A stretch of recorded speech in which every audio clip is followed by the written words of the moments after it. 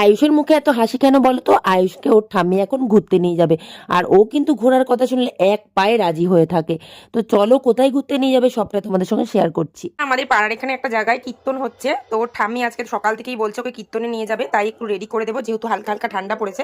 তাই ভাবলাম এই পাতলা সোয়েটারটাই পরি দিই আর এই প্যান্টটা পরি দিই, আর সক্সও ভাবছি পরাবো। এই যে সক্সও নিয়ে চলো ওকে একদম রেডি করিয়ে তারপরে আসছি।